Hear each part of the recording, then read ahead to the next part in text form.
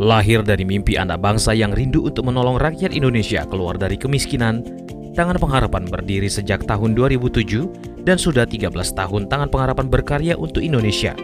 Dengan visi mewujudkan generasi dan masyarakat yang beriman, cerdas dan berkarakter untuk mensejahterakan bangsa, dan misi membantu setiap orang menemukan potensi diri mereka dan mengeluarkan mereka dari kemiskinan dengan memberikan solusi praktis. Tangan Pengharapan secara konsisten memberikan makanan bergizi secara gratis bagi lebih dari 5.000 anak di 70 centers yang tersebar di seluruh Indonesia. Berikut adalah program utama yang Tangan Pengharapan kerjakan untuk Indonesia. Program pendidikan.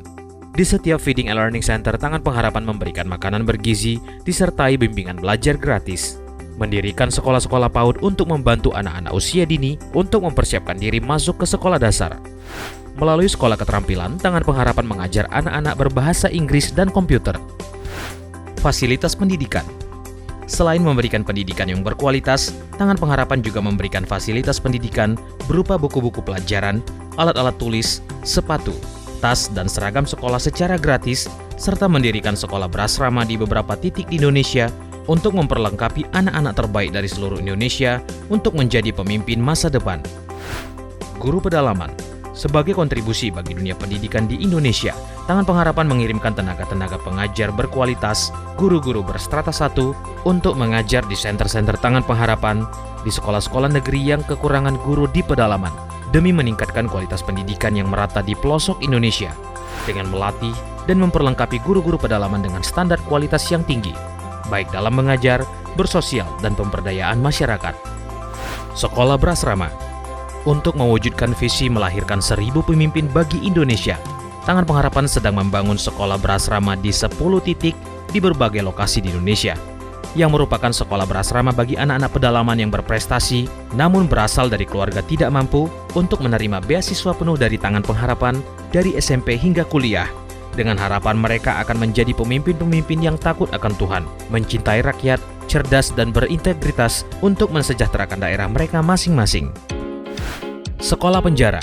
Khusus untuk wilayah Jakarta, Tangan Pengharapan bekerja sama dengan LPKA Salemba dan LPKA Pondok Bambu untuk mengadakan sekolah di penjara yang mempersiapkan anak-anak untuk mengikuti ujian paket ABC, keterampilan bahasa Inggris dan komputer, serta keterampilan lainnya seperti barista dan pijat refleksi, agar setelah bebas nanti, anak-anak ini dapat menjadi orang yang berguna bagi masyarakat dan sebagai modal untuk hidup yang lebih baik. Program pemberdayaan masyarakat. Berupaya mengeluarkan masyarakat dari kemiskinan di Pulau Timor, Nusa Tenggara Timur, Tangan Pengharapan mendirikan Life Training Center untuk melatih masyarakat mengembangkan potensi sumber daya alam dan sumber daya manusia di bidang pertanian, peternakan, peningkatan hasil tani, dan pembuatan water tank untuk menampung air hujan. Pelatihan ini juga dilakukan di beberapa wilayah lain di Indonesia. Program kesehatan. Pelayanan kesehatan yang belum menjangkau desa-desa terpencil di Timor NTT membuat Tangan Pengharapan mengadakan mobile clinic untuk memberikan pengobatan gratis bagi masyarakat di berbagai pelosok. Dengan program mobile clinic, Tangan Pengharapan menempuh medan yang sulit agar dapat menjangkau masyarakat di pelosok desa di pedalaman Timor NTT yang jauh dari fasilitas medis. Hal ini memudahkan masyarakat kurang mampu untuk mendapatkan pelayanan kesehatan secara cepat dan gratis. Program Life Changing Journey. Sebuah program holiday with a mission yang terbuka untuk umum. Sebuah kesempatan untuk berbagi hidup dengan masyarakat dan anak-anak di pedalaman sambil menikmati keindahan alam Indonesia. Terima kasih kepada partners yang setia mendukung kegiatan Tangan Pengharapan melalui donasi langsung ataupun dengan membeli merchandise positif dan batik Tangan Pengharapan. Mari kita bersama-sama mewujudkan Indonesia yang lebih baik. Helping people live a better life. Saksikan dan ikuti Daily Devotion 5 menit setiap hari Senin hingga Sabtu jam 7 pagi bersama Yohanes Kristianus dan Henny Kristianus di YouTube Yohanes Kristianus dan YouTube Henny Kristianus. Bagi Bapak Ibu yang diberkati Tangan Pengharapan Community, ingin memberikan persembahan atau donasi dapat disalurkan ke rekening Bank Yayasan Tangan Pengharapan, BCA, BNI, Bank Mandiri, dan BRI. Selama beberapa hari yang lalu, Tangan Pengharapan memberikan donasi berupa hand sanitizer dan masker ke Rumah Sakit Persahabatan, Rumah Sakit Koja, Puskesmas Kelapa Gading, dan para security yang bertugas di siang dan malam hari di seputaran Kelapa Gading. COVID-19 membawa dampak yang cukup besar bagi segala aspek kehidupan masyarakat di Indonesia, khususnya para tenaga medis yang rawan terpapar virus, namun harus berada di garda depan untuk menangani para korban. Tangan Pengharapan akan memberikan bantuan masker, hand sanitizer, dan sabun cuci tangan untuk para tenaga medis. Untuk itu, kami mengajak Anda untuk bergerak dan peduli sesama dengan berdonasi melalui Tangan Pengharapan. Anda dapat mengirimkan donasi ke rekening BCA, BNI, BRI atas nama Yayasan Tangan Pengharapan dan cantumkan keterangan dalam transfer peduli sesama dan mohon konfirmasi bukti transfer ke call center kami agar kami juga dapat melaporkan penyaluran bantuan donasi kepada Bapak Ibu Saudara melalui WA 0813 1433 3341. Bapak Ibu Saudara yang ingin menyaksikan kembali ibadah Tangan Pengharapan Community hari ini di jam 10 dan jam 4 sore, Anda dapat mengikutinya di YouTube Tangan Pengharapan Community. Bagi Anda yang merasa diberkati, jangan lupa like, subscribe, dan share channel YouTube Tangan Pengharapan Community supaya Anda juga membagikan berkat kepada yang lain. Saksikan juga ibadah online pada hari Jumat Agung tanggal 10 April 2020 pukul 10 pagi oleh Pastor Henny Kristianus dan pukul 4 sore oleh Pastor Yohanes Kristianus di YouTube Tangan Pengharapan Community. Saksikan ibadah Paskah online tanggal 12 April 2020 jam 10 pagi oleh Pastor Yohanes Kristianus dan pukul 4 sore oleh Pastor Yohanes Kristianus di link YouTube Tangan Pengharapan Community. Tangan Pengharapan membuat merchandise untuk menolong pendidikan anak-anak pedalaman Indonesia. Dengan donasi Rp100.000, Anda mendapatkan donasi kaos 1 buah. Dengan donasi Rp150.000, Anda mendapatkan 1 buah dress tee. Dan dengan donasi mulai Rp250.000, Anda mendapatkan batik pria atau wanita dari Batik Tangan Pengharapan. Untuk informasi mengenai Tangan Pengharapan, Anda dapat menghubungi kami di nomor 0811 977 7745 atau ke email Tangan Pengharapan Community di komunitasytp@gmail.com. Tuhan Yesus memberkati.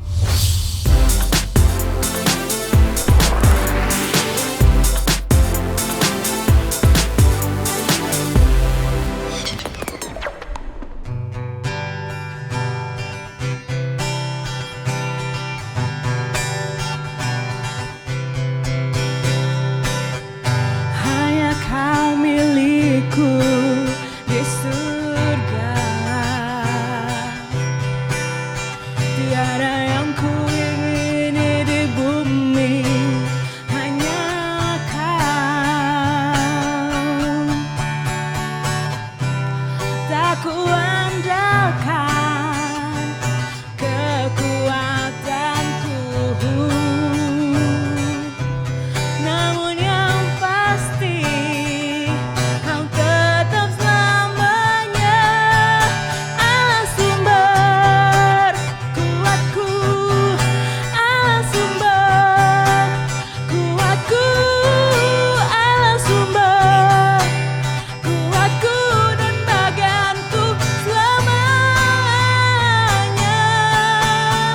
selamanya.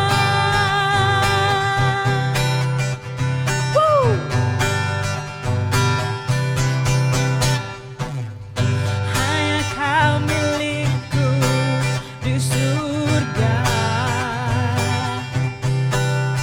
Tiada yang ku ingini di bumi, hanya Kau. Tak ku andalkan kekuatanku, namun yang pasti Kau tetap selamanya Allah sumber kuatku, Allah sumber kuatku, Allah sumber kuatku dan bagianku selamanya, Allah sumber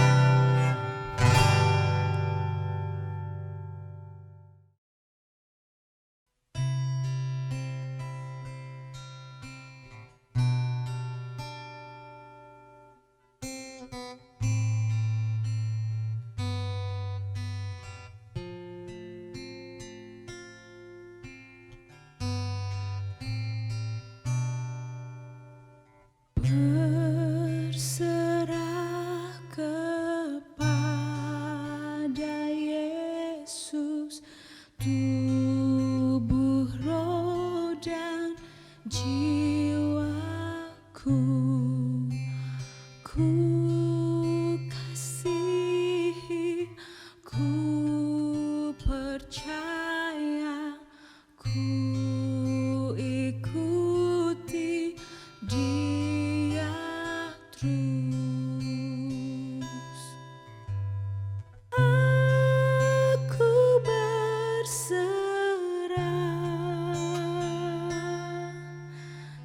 aku berserah kepadamu,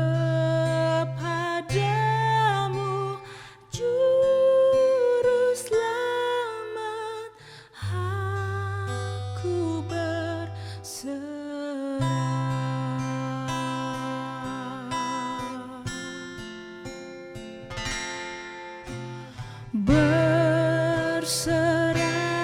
kepada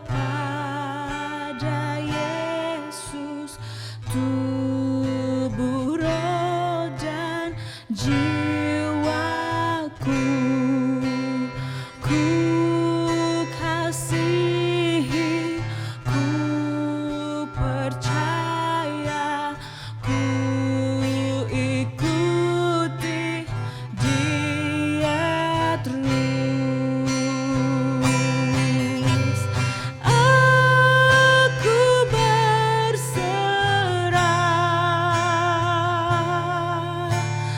aku berserah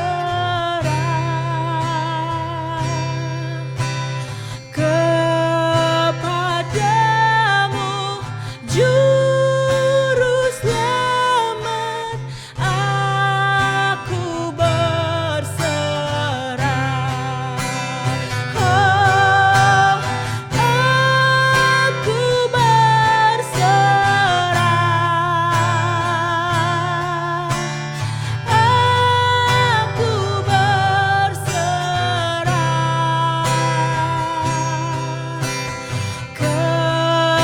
kepadamu, Juru Selamat. Aku berserah,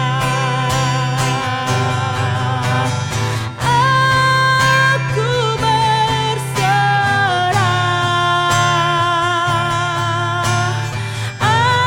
aku berserah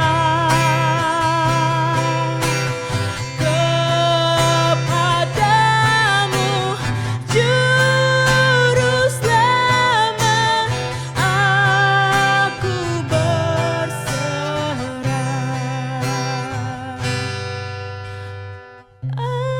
aku berserah,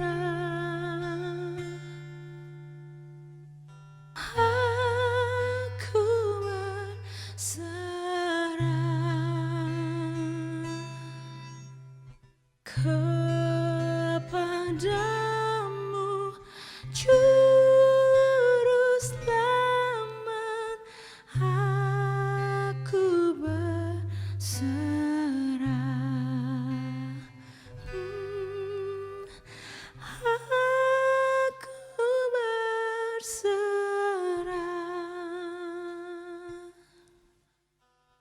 aku berserah, aku berserah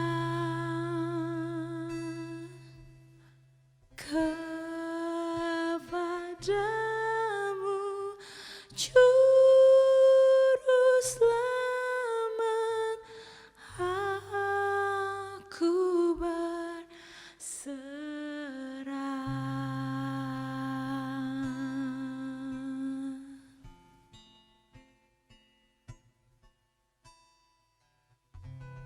Halo beloved people, selamat datang di ibadah online bersama dengan Tangan Pengharapan Community. Senang sekali bisa melayani saudara sekalian.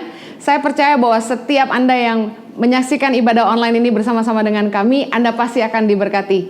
Sore hari ini di ibadah jam 16.00 waktu Indonesia Barat dengan tema Impact Generation akan dilayani oleh Pastor Yohanes Kristianus. Mari kita sambut hambanya. Silakan. Luar biasa.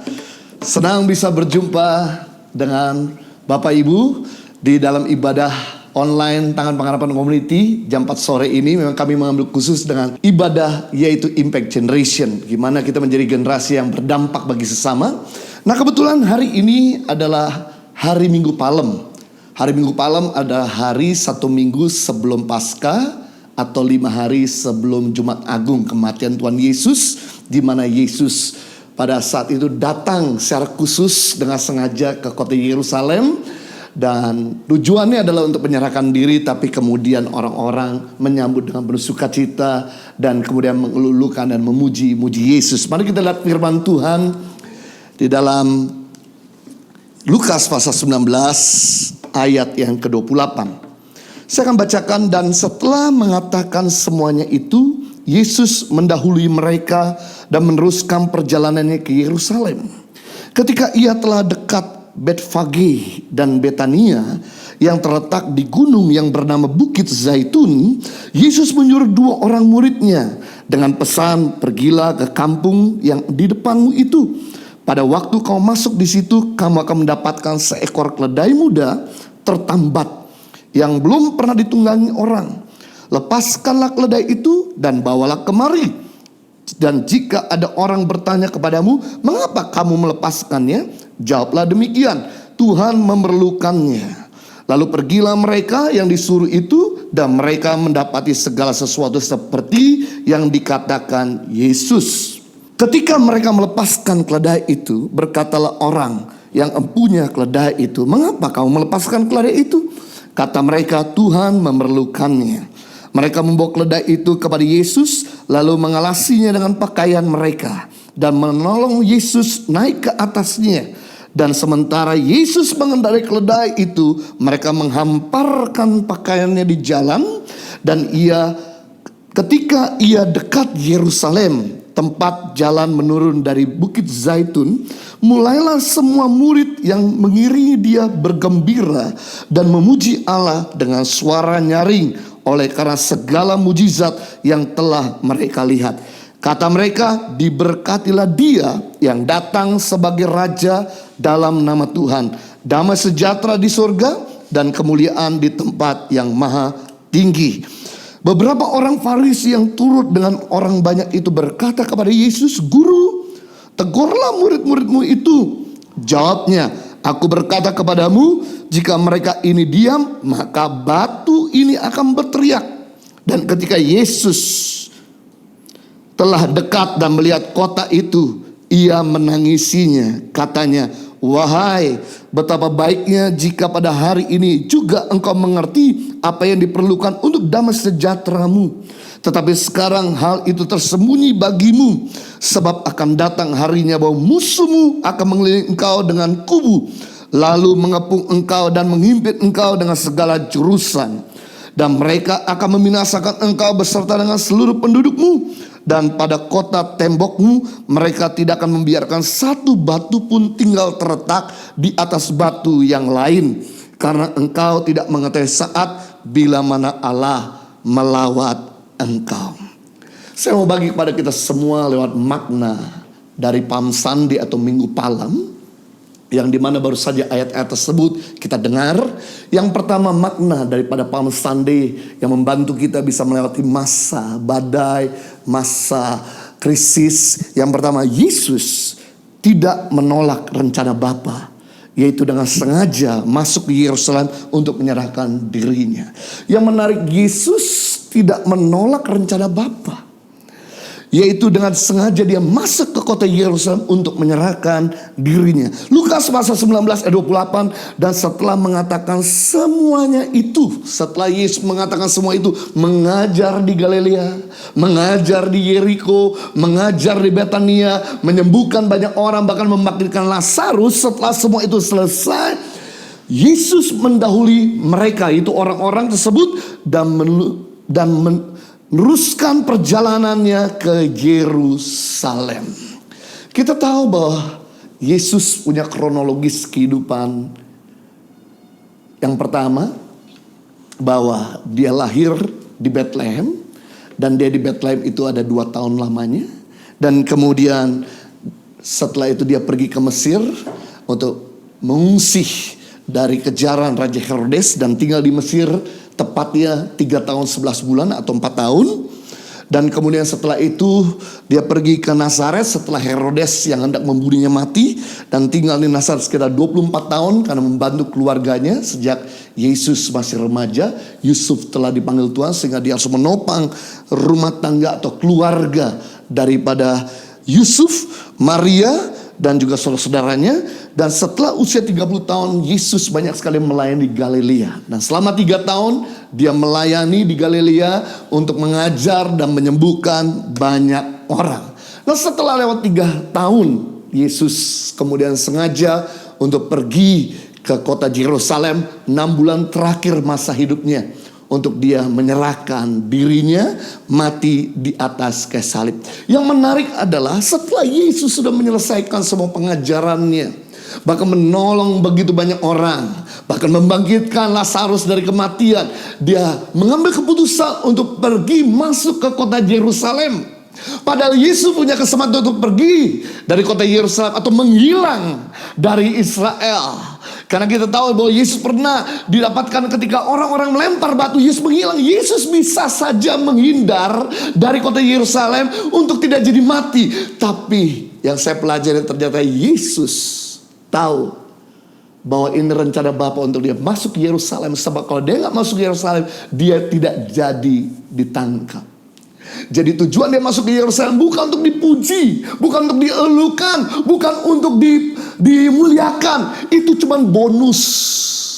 Tapi tujuan utama Yesus masuk kota Yerusalem yaitu dia menyerahkan dirinya kepada orang-orang Romawi, kepada para penyamun, kepada orang-orang Farisi yang hendak untuk membunuhnya, untuk menebus dosa kita. Satu gambaran bahwa di balik masalah selalu ada rencana Bapa yang jauh lebih mulia.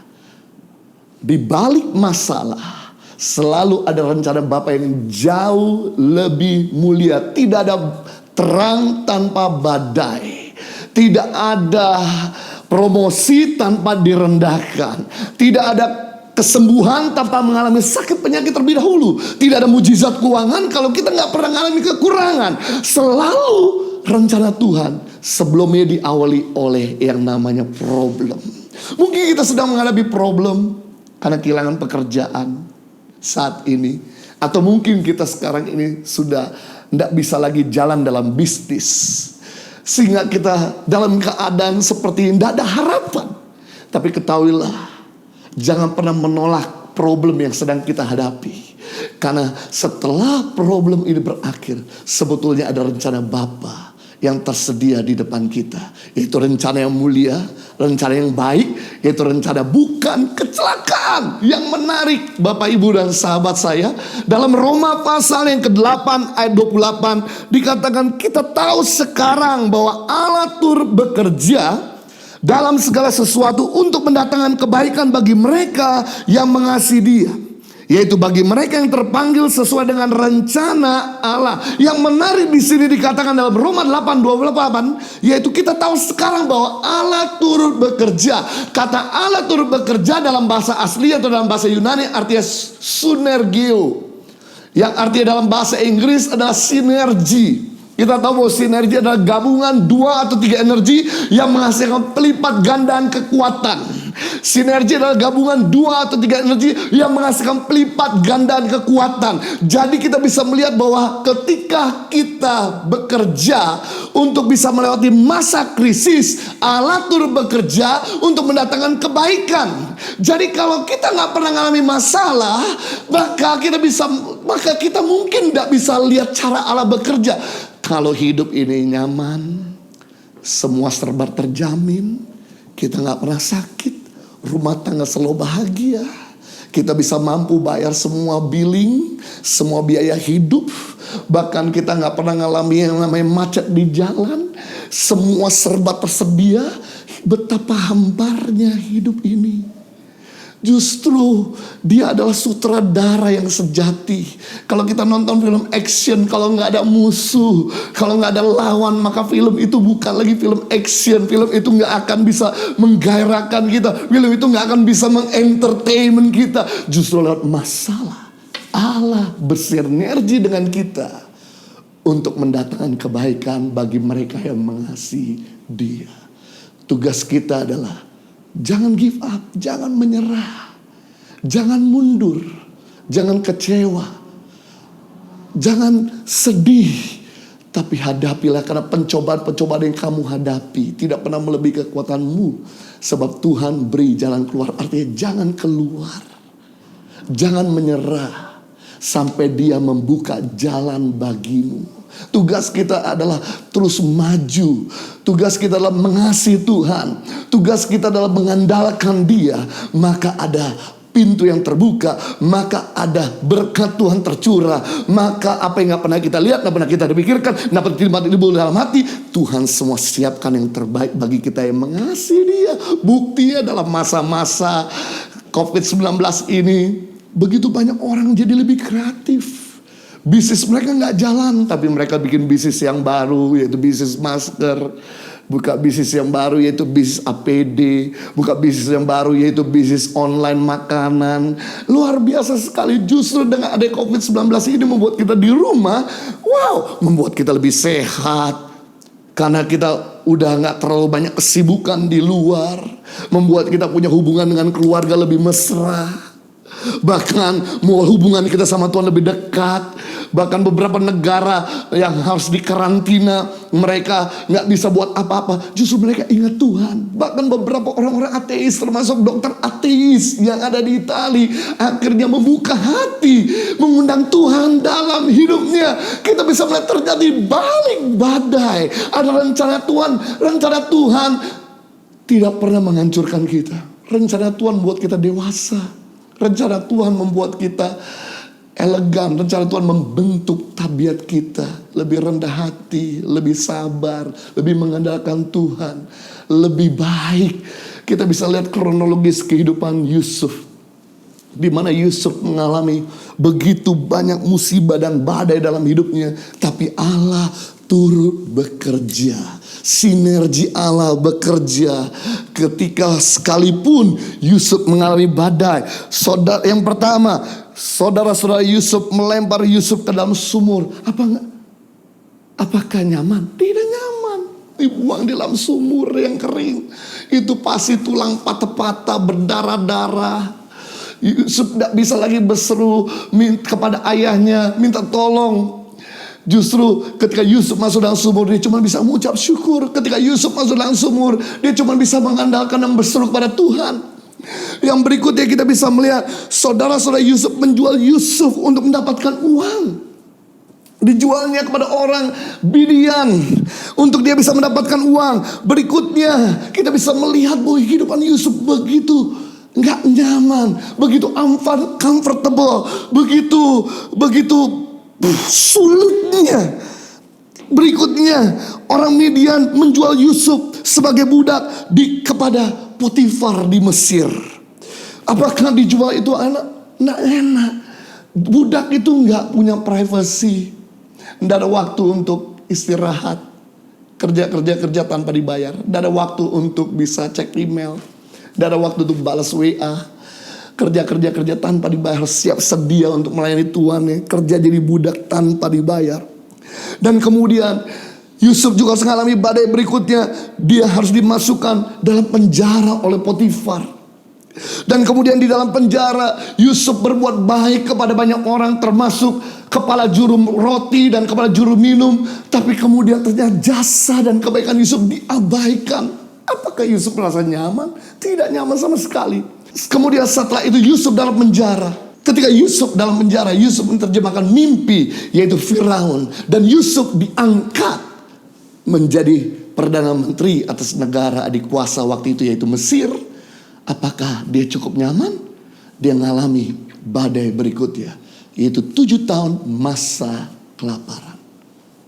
Tapi yang menarik, Allah turut bekerja, sehingga akhirnya menyelamatkan Yusuf dan mengangkat Yusuf menjadi pemimpin dan menolong dunia dari krisis masa pangan global, dan bahkan dia menolong keluarganya.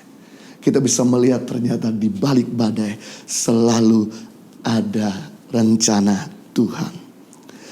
Hari-hari ini kita seringkali dalam masa karantina menggunakan aplikasi Zoom. Zoom ternyata hari ini booming sekali. Dalam 3 bulan terakhir telah menguruk keuntungan 66 triliun rupiah atau 4 juta dolar. Dan ternyata Zoom didirikan oleh seorang Chinese bernama Eric Yuan. Sejarah Eric Yuan lahir dari keluarga yang biasa saja. Di usia 49 tahun setelah dia lulus dari kuliah matematika dan teknik, ayahnya bekerja sebagai seorang pekerja tambang. Dia kemudian merantau pergi ke Jepang, bekerja di Jepang selama 4 tahun. Dan kemudian dia pergi lagi merantau ke Amerika. Sampai ditolak 8 kali visanya untuk bisa diterima masuk di Amerika. Tapi dia terus berjuang walaupun badai dia harus hadapi. Walaupun penolakan dia harus hadapi. Dan waktu dia di Amerika dia bekerja di perusahaan Cisco IT, di mana dia sebagai coding. Dan lama kelamaan dia dipromosikan menjadi vice president di Cisco Company. Dan 2011 dia rindu sekali untuk membuat satu aplikasi di mana dia bisa terhubung dengan pacarnya yang ada di China. Karena dia mampu bisa pergi ke China 1 tahun 2 kali di hari cutinya, dan perjalanan cukup panjang 10 jam. Dia membayangkan seandainya ada satu aplikasi di mana saya bisa berhubungan, berkontak dengan keluarga saya, dengan calon pasangan saya yang ada di China. Ini akan mempermudah untuk rasa rindu terobati. Dan kemudian dia mulai bikin satu aplikasi namanya Zoom, dan kemudian dia ajukan kepada pimpinannya di perusahaan Cisco IT Company. Dan perusahaan tersebut menolaknya. 2011 akhirnya putuskan keluar dari perusahaan tersebut. Dan kemudian dia coba galang dana, dia coba pinjam uang oleh keluarganya, saudara-saudara dan teman-temannya. Dan kemudian yang menarik, 2014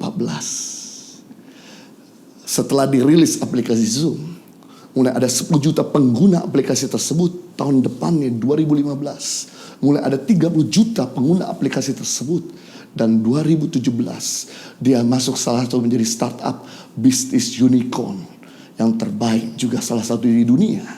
Dan sekarang perusahaan-perusahaan besar seperti Uber, seperti perusahaan Samsung, perusahaan-perusahaan giant, mereka terkonek menjadi nasabah atau menjadi klien dari perusahaan Zoom. Dan baru-baru ini dalam waktu 3 bulan dia menguruk keuntungan 4 juta dolar atau 66 triliun rupiah. Satu gambaran bahwa di balik badai selalu ada rencana Tuhan. Karena iblis tidak bisa menghancurkan kita lewat badai. Karena Tuhan bisa mengubahnya jadi kebaikan. Manusia boleh mereka-reka jahat kepada kita, tapi Tuhan sanggupnya mengubah menjadi kebaikan. Yang kedua, dari cerita Palm Sunday yang baru saja ayat tersebut saya bacakan pada kita semua, punya makna, yaitu ketika Yesus bekerja, dia selalu melibatkan orang lain. Ini menarik. Kalau Tuhan bekerja, dia tidak pernah sendirian. Kalau Tuhan bekerja, dia selalu melibatkan yang lain. Lukas pasal 19 ayat 29 dan 30. Ketika ia telah dekat dengan Betfage dan Betania. Bet artinya rumah. Bethlehem, Bet artinya rumah, lehem roti.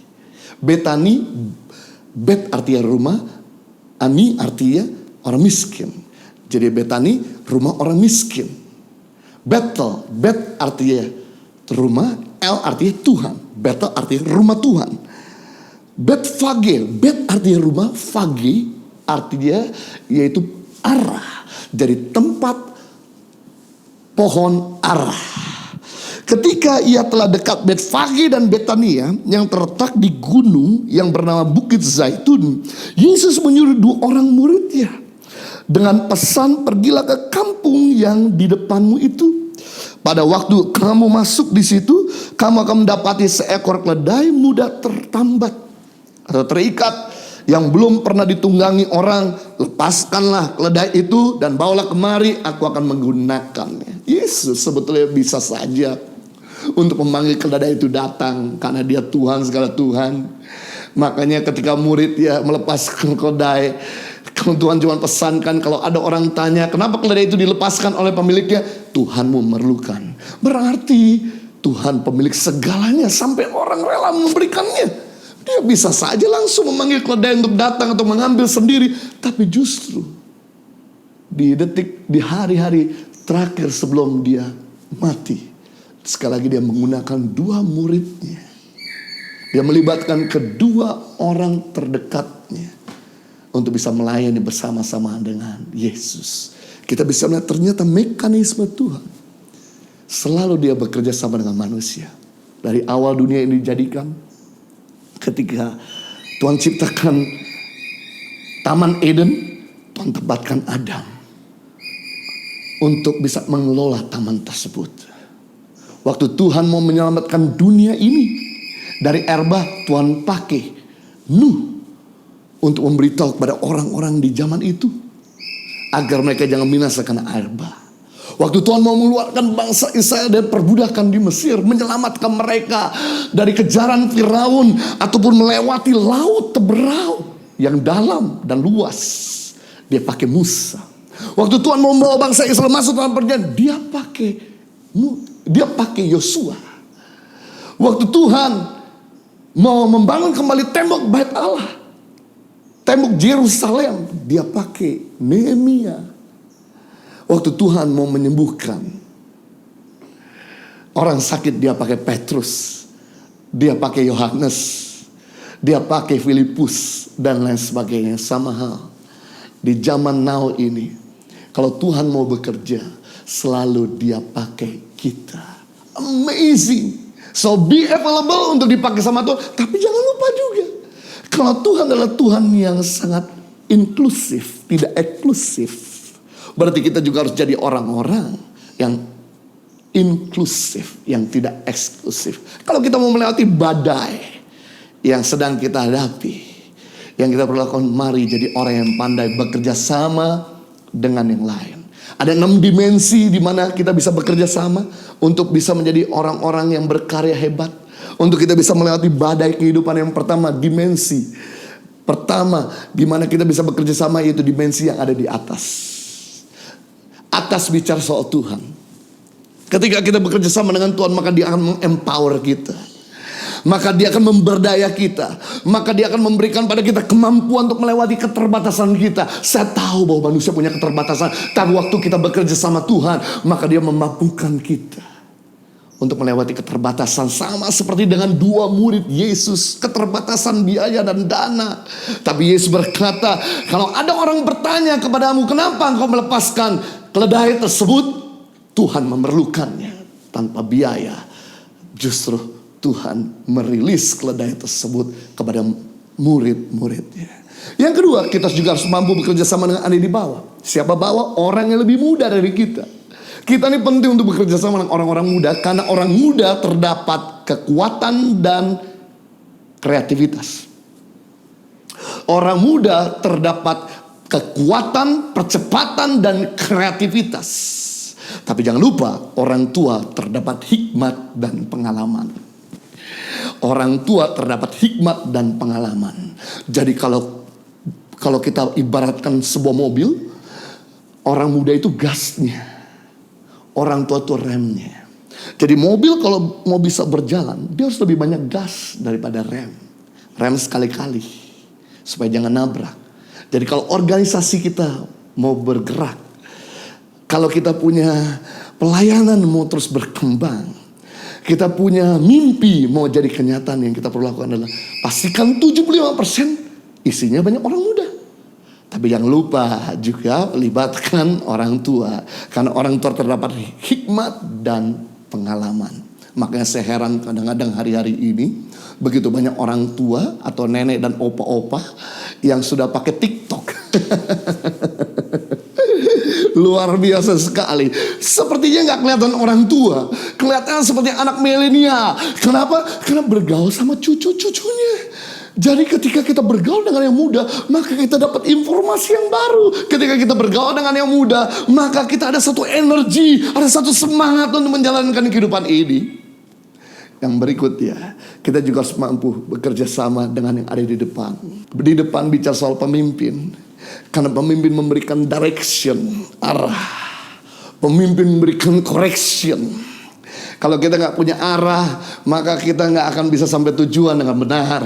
Justru karena arah lah, navigation lah, seperti Waze, seperti Google Map, menolong kita untuk bisa sampai tujuan lebih cepat dan terarah. Pemimpin memberikan direction dan correction. Kita ini masih manusia, anda lepas dari kesalahan, makanya butuh pemimpin yang melihat kita. Kalau kita mampu bekerja sama dengan pemimpin kita dengan baik, maka kita akan betul-betul menjadi orang-orang yang cemerlang. Karena dibutuhkan bantuan orang lain untuk mengeluarkan yang terbaik dalam dirimu. Dibutuhkan bantuan orang lain untuk mengeluarkan yang terbaik dalam dirimu. Saya tahu Tuhan kasih potensi dalam dirimu. Saya tahu Tuhan kasih talenta. Saya tahu bahwa Tuhan kasih kita kemampuan. Tapi sekali lagi, dibutuhkan bantuan orang lain untuk mengeluarkan yang terbaik dalam dirimu. Makanya pintu-pintu bekerja sama dengan orang yang ada di sekelilingmu, yaitu pemimpinmu. Dan yang keempat, kita juga harus mampu bekerja sama dengan orang yang di belakang. Siapa di belakang? Yang terbelakang pendidikannya, yang terbelakang ekonominya, yang terbelakang pengetahuannya. Kalau mereka yang di belakang gak kita tolong, suatu kali mereka akan step back kita dari belakang. Mereka akan tikam kita dari belakang, kita gak pernah sadari. Tapi kalau mereka dipuaskan, mereka kenyang, mereka disehatkan, mereka berpendidikan, maka mereka suatu kali akan mendorong kita dari belakang untuk maju ke depan. Yang kelima, kita juga mampu bekerja sama dengan orang sebelah kanan. Siapa kanan? Orang yang selalu bersama-sama dengan kita. Keluarga kita, orang yang kita percayai, rekan sekerja kita. Tapi jangan lupa yang keenam, kita juga harus mampu bekerja sama dengan orang yang sebelah kiri. Siapa kiri? Orang yang oposisi, yang berlawanan dengan Anda, yang tidak sependapat dengan Anda. Ingat, perbedaan pendapat belum tentu salah. Perbedaan pendapat selalu mematangkan program kita agar kita terhindar dari kesalahan, agar kita cenderung bisa lebih berhasil dari program kita yang lebih awal. Sebelum calon presiden jadi presiden, selalu dia harus berdebat dengan lawannya. Sekalipun presidenmu adalah kau favoritkan, tetap dia harus berdebat dengan lawannya untuk mematangkan programnya. Dan ketika kita mampu bekerjasama dengan sebelah kiri, kanan, depan, belakang, atas dan bawah, maka perkara besar, perkara luar biasa mahakarya kita akan capai. Masa-masa sulit ini kita akan lewati. If you walk alone, you walk faster. But if you walk together, you walk further. Kalau Anda jalan sendiri, Anda berjalan lebih cepat. Tapi kalau Anda berjalan bersama-sama, kita akan berjalan lebih jauh. Perkara mahakarya, perkara besar hanya bisa dicapai bersama-sama. Itu supaya jadi inklusif lah. Jangan selalu ada di kamar, sibuk dengan personal dirimu, sibuk dengan gadgetmu, sibuk dengan gamersmu. Mulai inklusif, mulai bergaul dengan orang-orang yang ada di rumahmu. Mulai bangun hubungan dengan pembantumu. Kasihlah hiburan, kasihlah kekuatan. Tanyalah bagaimana kabarnya. Kalau gak ada mereka, kita sulit, kita yang sulit. Sekarang ada aplikasi banyak di mana kita bisa terkoneksi dengan WA video call, dengan Zoom, di mana kita bisa terkoneksi tetap bekerja. Jadi jangan mengurung diri, karena ternyata orang yang pintar bangun hubungan mudah sukses. Orang yang sulit bangun hubungan sulit sukses. Orang yang sukar bangun hubungan sukar sukses. Tapi orang yang mudah bangun hubungan mudah sukses. Jadilah orang yang bisa bekerja sama, karena Tuhan kita punya nilai selalu bekerja sama. Yang ketiga, makna daripada Palm Sunday atau Minggu Palem, yaitu Yesus menggunakan keledai untuk masuk ke kota Yerusalem. Menarik sekali dalam Lukas pasal 19 ayat 36. Dan sementara Yesus mengendarai keledai itu, mereka menghamparkan pakaiannya di jalan. Menarik, Yesus masuk ke kota Yerusalem tidak menggunakan kuda. Yesus masuk kota Yerusalem menggunakan keledai. Keledai lambang kesederhanaan, kuda melambangkan kemewahan. Kuda melambangkan peperangan. Tapi keledai melambangkan kesederhanaan dan kedamaian.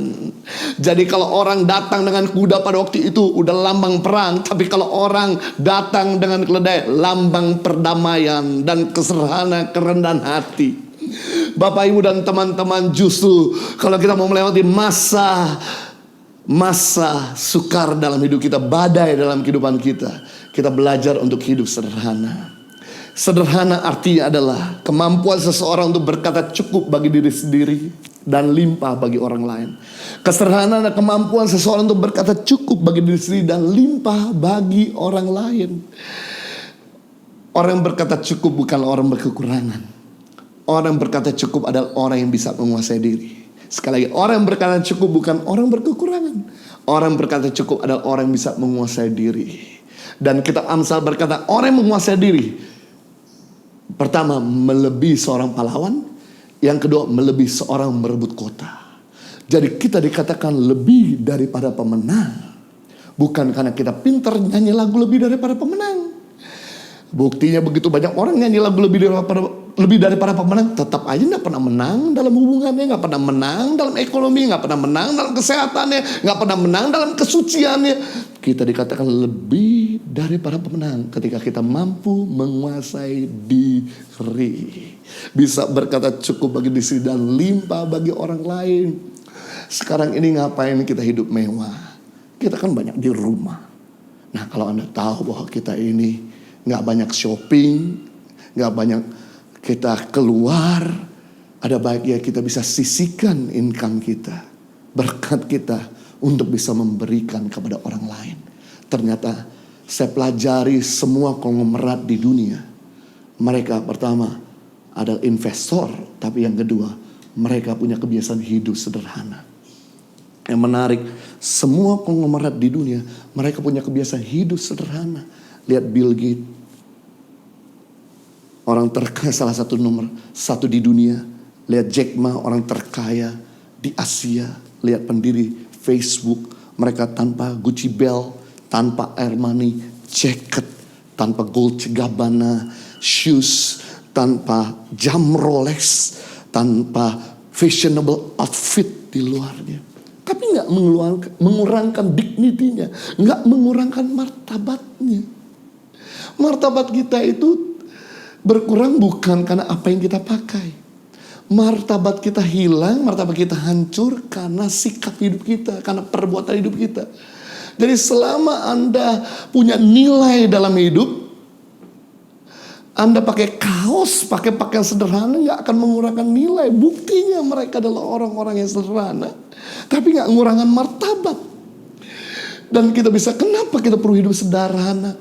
Agar kita bisa menolong orang lain. Bill Gates dengan berkata cukup di 10% income-nya. Lalu 90% income sisanya dia bisa bagi kepada banyak orang-orang membutuhkan di Afrika. Memerangi yaitu malaria. Jack Ma juga dengan dia berkata cukup. Dan dia bisa menolong kemarin terakhir kali Indonesia dan sebagainya. Firman Tuhan berkata, berilah dan kamu akan diberi. Lukas 6 ayat 38. Yesus sendiri berkata, berilah maka kamu akan diberi. Suatu takaran yang baik, yang dipadatkan, yang digoncangkan dan tumbak keluar akan dicurahkan dalam ribaanmu. Sebab ukuran yang kamu pakai untuk mengukur akan diukurkan kembali kepadamu. Memberi sedikit, menerima sedikit, memberi banyak, menerima banyak. Tapi yang menarik di sini filosofi kerajaan Allah, yaitu mengajarkan give, it will given to you. Filosofi dunia berkata take and give. Terima dulu, ambil dulu, dapat dulu, baru kamu bisa bagi. Tapi kalau Anda pakai sistem dunia, terima dulu, ambil dulu, baru bagi, nggak jalan-jalan. Kalau kamu nggak terima, berarti kamu nggak bisa memberi. Tapi filosofi kerajaan Allah menarik sekali, mengajarkan kita untuk melangkah terlebih dahulu. Perih dulu, sakit dulu, nabur dulu, bagi dulu, korban dulu, maka kamu akan diberi. Nah, pertanyaan adalah, kita nggak akan mungkin bisa memberi kalau kita sendiri foya-foya. Kalau kita sendiri tidak pernah berkata cukup bagi diri sendiri. Minggu yang lalu, hari Sabtu yang lalu tepatnya, ketika saya sedang bersiapkan materi apa yang saya mau bagikan di live streaming minggu lalu, Tiba-tiba ada seorang hamba Tuhan dari daerah yang kirim WA yang berkata, Pak Jojo, saya mau untuk jemaat kami bisa tetap ikut ibadah. Saya bisa arahkan untuk mereka ikuti ibadah online dari Tangan Pengharapan Community. Sebab kami gak punya alat, gak punya kemampuan untuk bikin ibadah online. Atau gak punya orang juga sumber daya untuk melakukannya. Mungkin bisa kasih bantu saya linknya supaya kami bisa arahkan jemaat kami untuk bisa tetap menikmati firman Tuhan. Dan kemudian saya kasih linknya dan saya langsung mikir, sudah 3 minggu gereja-gereja tidak buat lagi ibadah di gedung mereka. Gereja yang mampu bikin ibadah online seperti kita saksikan banyak sekali. Tapi gereja-gereja yang tidak mampu, mereka harus menutup ibadah mereka. Dan kehidupan hamba Tuhan tersebut harus bergantung dari persembahan jemaat, perpuluhan dari jemaat. Langsung saya hamba Tuhan ini pasti memerlukan biaya untuk hidup keluarganya. Langsung hari Senin saya ngomong sama istri saya, berkata, sekarang waktunya untuk kita bagi berkat buat 100 hamba Tuhan yang dimana mereka kehilangan income sama sekali. Kita bagi apa yang kita bisa bantu, kita support mereka. Kemudian kita juga support beberapa daerah-daerah, desa-desa, beberapa kelurahan RT untuk mereka bisa kita kasih sembako. Kita juga bantu buat supir-supir yang kehilangan income karena mereka income mereka adalah harian, yang dimana sekarang ini semua orang harus di rumah, mereka nggak bisa lagi punya pendapatan. Kita bantu mereka. Kita bantu juga rumah sakit lewat masker, lewat sentrasi, APD dan sebagainya. Dan itu bukan cuman yayasan yang keluar dana, kami pun keluar dana. Padahal saya bersama istri sudah beberapa minggu juga udah kehilangan income. Kami gak pelayan lagi di gereja. Bahkan ibadah online ini juga kami kasih rekening yayasan. Tujuannya adalah supaya tetap Indonesia tertolong, pendidikan tetap jalan di daerah. Walaupun mereka harus di rumah, tapi mekanismenya adalah berubah. Guru kami yang harus datang ke rumah-rumah daripada anak-anak tersebut. Kenapa? Karena di daerah tidak ada listrik, tidak ada jaringan telepon, tidak ada signal handphone atau signal wifi. Jadi kalau mereka nggak dibimbing, bagaimana mereka bisa belajar? Mereka akan ketinggalan. Mekanisme harus kami rubah. Kami harus tetap support mereka.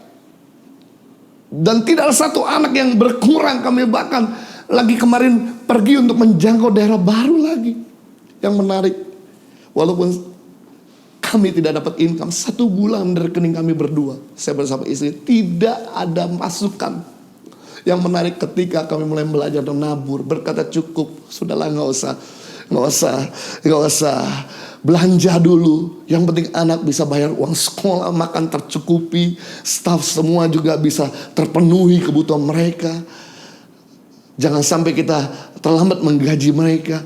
Yang penting kita juga jangan lupa untuk belajar menabur. Dan yang menarik, selama 1 minggu ini, Bapak Ibu, friends and partner, sobat saya, positive people, tak disangka-sangka, orang yang gak pernah terpikirkan, gak pernah terbayangkan, mereka memberikan bantuan kepada kami sekeluarga. Dan bahkan baru kemarin ada satu orang telepon mensupport untuk biaya sekolah anak kami. Kami menangis sama Tuhan. Kok bisa hal ini terjadi? Firman Tuhan berkata, beri, maka kamu diberi. Ada orang menebar harta begitu luar biasa, selalu berkelimpahan. Tapi ada orang menahan harta begitu luar biasa, selalu berkekurangan. Berarti kita bisa melihat kelimpahan. Itu didapatkan ketika kita belajar berani menabur. Yang keempat, makna daripada minggu malam ini, kita belajar dari kehidupan Yesus. Lukas pasal 19 ayat 41. Lukas 19 ayat 41. Dan ketika Yesus telah dekat dan melihat kota itu, ia menangisinya Katanya, wahai betapa baiknya jika pada hari ini juga engkau mengerti apa yang diperlukan untuk damai sejahteramu. Tapi sekarang hal itu tersembunyi bagimu. Sebab akan datang harinya bahwa musuhmu akan mengelilingi engkau dengan kubu, lalu mengepung engkau dan menghimpit engkau dari segala jurusan. Dan mereka akan membinasakan engkau beserta dengan pendudukmu. Dan pada tembokmu mereka tidak akan membiarkan satu batu pun tinggal terletak di atas batu yang lain. Karena engkau tidak mengetahui saat bila mana Allah melawat engkau. Sungguh kadang-kadang sebuah paradoks diperhatikan dari cerita, di mana ketika orang-orang memuji Yesus, menghampar pakaian mereka, mereka melambai-lambai dengan daun palem. Daun palem lambang daripada kemenangan. Jadi kalau seandainya orang datang kepada kita membawa daun palem, lambang daripada kita menang atas pertempuran. Yang paradoks setelah orang memuji-muji Yesus, orang bersorak ketika Yesus melihat kota Yerusalem. Yesus langsung menangis dan berdoa syafaat untuk kota Yerusalem. Bapak Ibu, ternyata ketika saya pelajari firman Tuhan, Yesus itu menangis di dua tempat. Dalam Alkitab kita mendapati setidaknya ada dua peristiwa saat Yesus menangis. Yang pertama, peristiwa pertama, Yesus menangis ketika Yesus ketemu dengan Lazarus, di mana dia selama 6 bulan tinggal di Yerusalem, tinggal di rumah Lazarus. Kakaknya adalah Marta dan Maria. Dan ketika Lazarus meninggal, ketika Lazarus dikubur, Yesus kemudian menangis.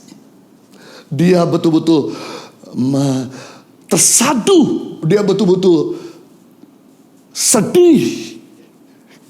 Ternyata orang yang dia kasihi passed away, meninggal. Dan disitulah Yesus kemudian berdoa, dan kemudian Lazarus dibangkitkan. Yang kedua, peristiwa dalam Alkitab Yesus menangis, yaitu saat Yesus dipuji-puji. Setelah Yesus dipuji-puji, kemudian dia melihat kota Yerusalem, dia menangis. Kenapa? Karena orang-orang di kota Yerusalem menolak keselamatan. Orang-orang di kota Yerusalem justru tidak menerima Mesias. Justru orang-orang di kota Yerusalem, mereka menolak juru selamat dalam hidupnya.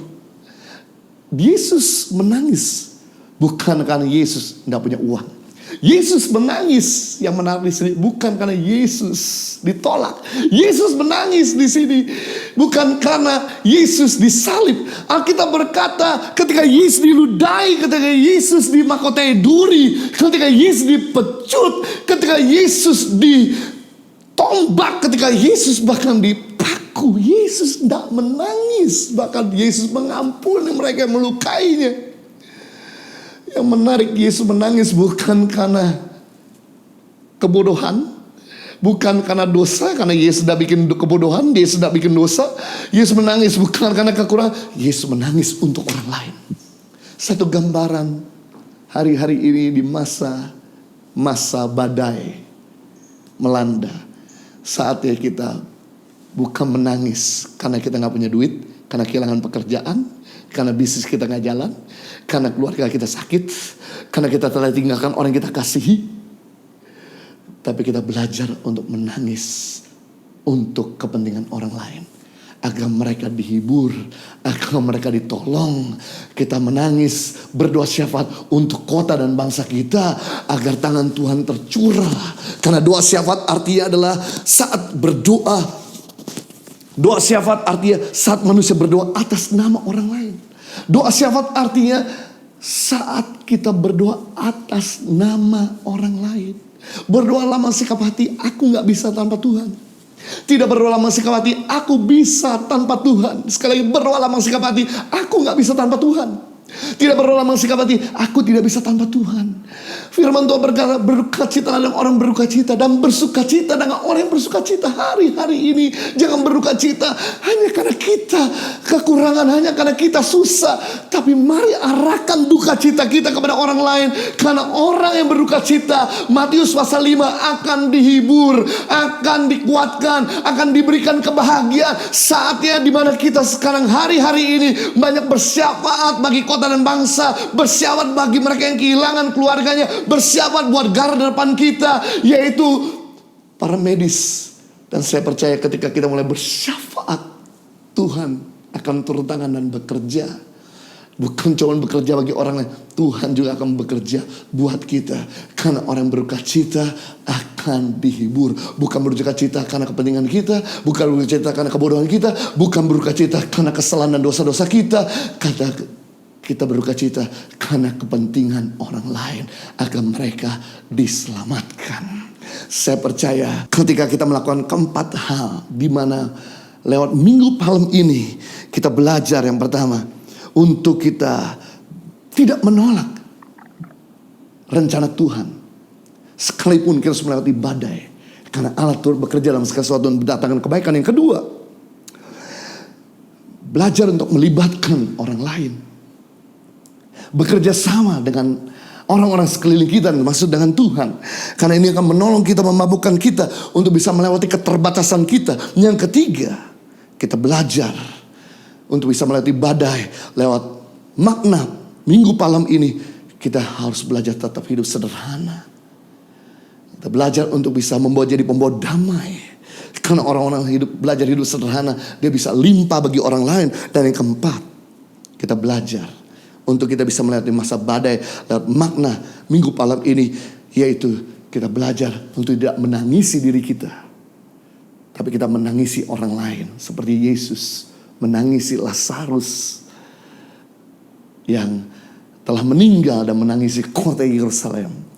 Kita juga belajar untuk menangisi mereka-mereka yang kehilangan keluarganya, menangisi yaitu mereka yang sedang ada di garda depan, menangisi buat para pemerintah kita yang terus bekerja dengan tanpa lelah, tidak ada libur untuk bisa menyerang atau melawan corona COVID-19 ini. Dan kita juga bersyafaat untuk keluarga kita, bersyafaat untuk orang-orang yang belum diselamatkan. Saya percaya ketika kita melakukan keempat hal ini, maka hidup kita jadi berkat buat orang lain, dan Tuhan pasti memberkati kita.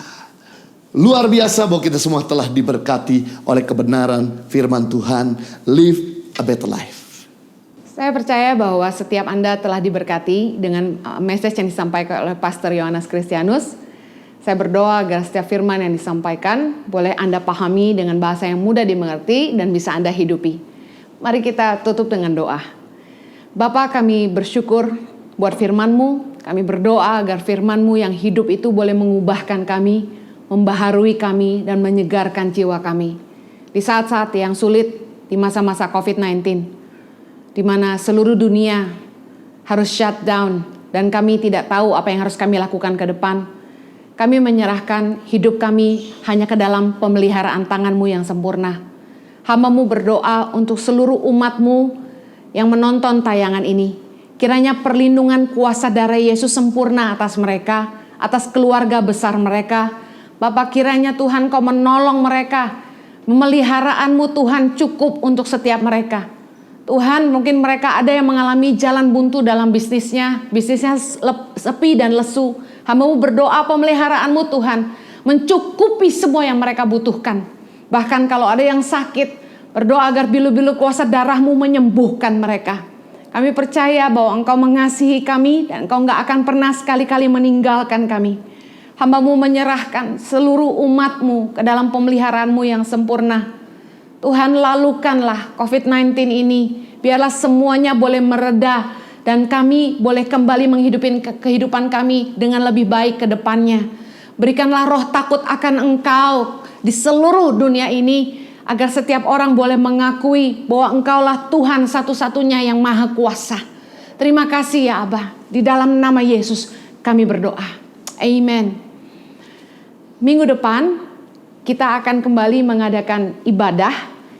Ada Jumat Agung, hari Jumat, di mana saya dan Pastor Yohanes Kristianus akan menyampaikan pesan Jumat Agung. Hari Jumat jam 10 pagi waktu Indonesia Barat dan juga jam 16 sore waktu Indonesia Barat di live streaming di YouTube channel saya Henny Kristianus, dan kemudian di hari Minggu kita akan kembali mengadakan ibadah online live streaming di YouTube channel saya Henny Kristianus jam 10 pagi dan juga jam 16 sore waktu Indonesia Barat.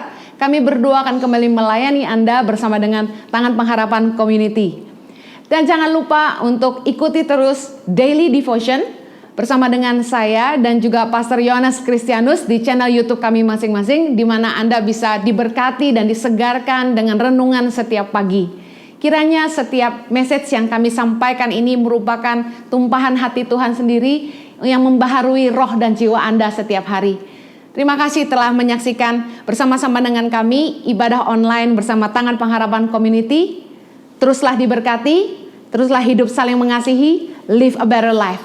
Tuhan memberkati. Segala pujian dan syukur bagimu, Allah yang mulia, kuduslah namamu. Kaulah yang awal, yang akhir dari segalanya.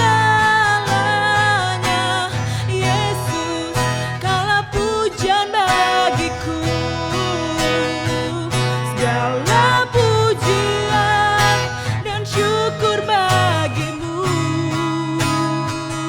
Allah yang mulia, kuduslah namamu. Kaulah yang awal, yang akhir dari segalanya. Yesus, kaulah pujian bagiku.